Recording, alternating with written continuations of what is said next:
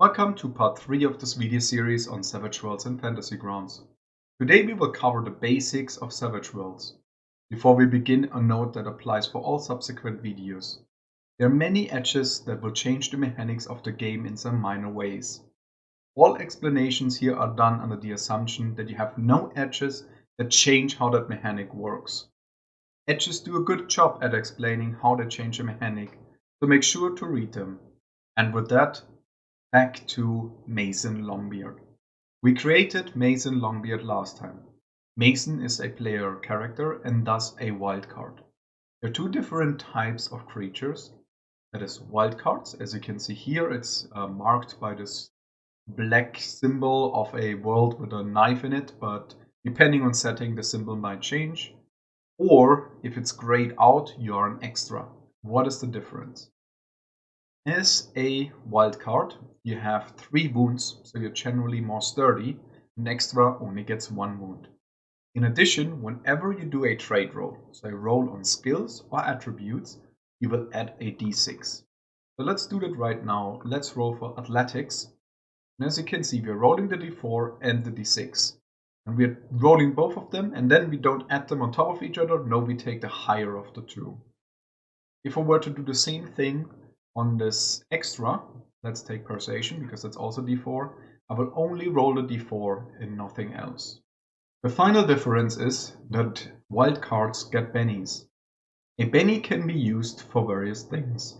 For example, you can re-roll a trade roll. Let's say, that 5 on athletics, no, I actually wanted a raise. So we'll just take a penny, drop it on athletics, and we'll re-roll that roll. You can now take whichever one you like. So maybe you're saying, oh, I actually like the 5 better than the 2. You can totally go back and just keep the 5. You may do this several times until you are happy with the result. Just be mindful, critical failures cannot be rerolled. Additionally, haste rolls cannot be rerolled, and anything that happens in a table cannot be rerolled. So it's really only for your trade rolls and for damage rolls.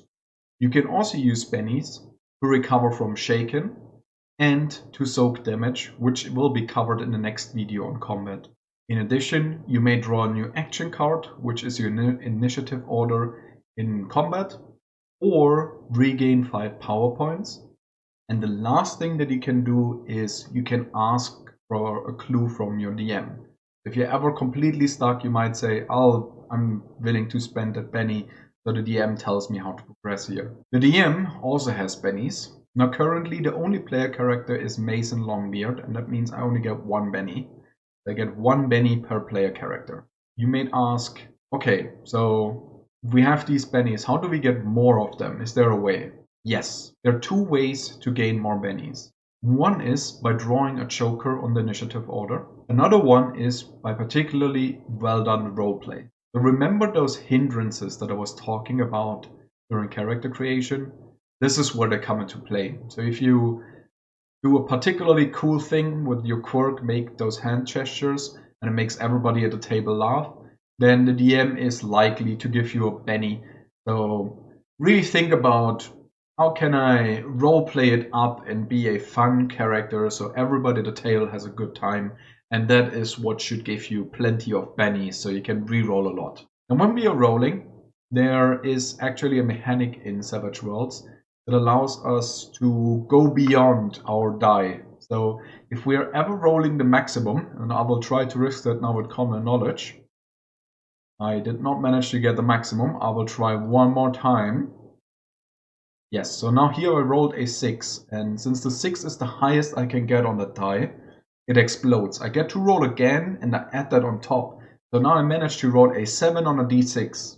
Why is this important? Because our target's numbers are just 4, so we don't really need to use enormous numbers. Well, whenever you are more than 4 above your target number, you cause a raise to happen. Now, a raise is generally something that is super awesome. Think of it like a critical success.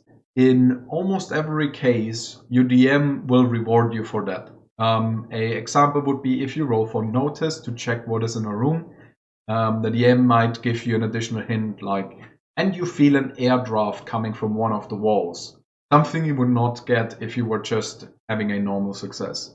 That's definitely something to consider to aim for these higher results. Finally, this can also happen in the other direction. So if both your wild die and your trade die is a 1, you have a critical failure. A critical failure cannot be rerolled and generally something terrible happens. Most DMs will not outright kill you because that's just silly, but sometimes you will get a wound, sometimes something terrible happens.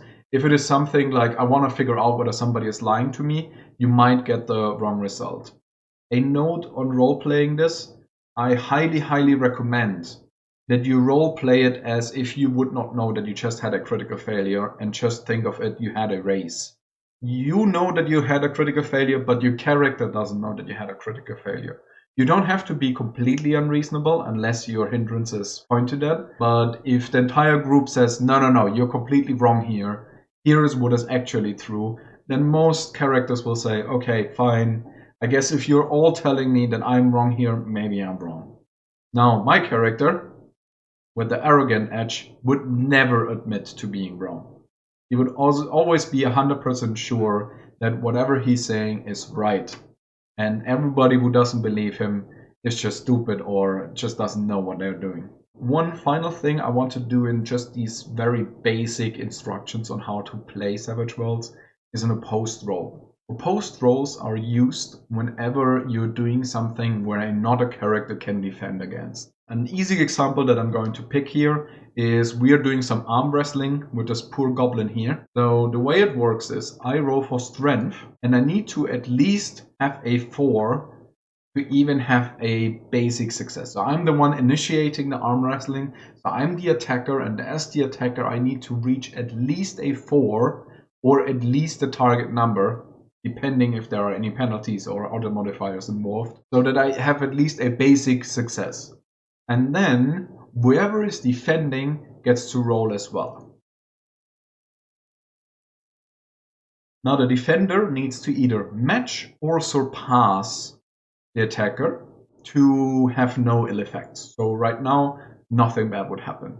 If I had a much higher number, so if I had a 6 in this case, I would have succeeded and I would have won the arm wrestling. In this case, I would have lost the arm wrestling. If I were to get even further up, I would have had a raise as well. So if it's more than 4 above, in this case 9, I might break the arm of the goblin as I push it over.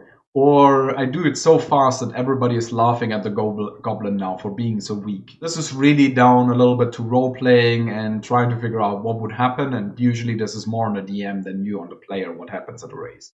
This is really just the super basics of how Savage Worlds works. With that, we are well equipped and ready to get into some combat, which will be the next video. See you then.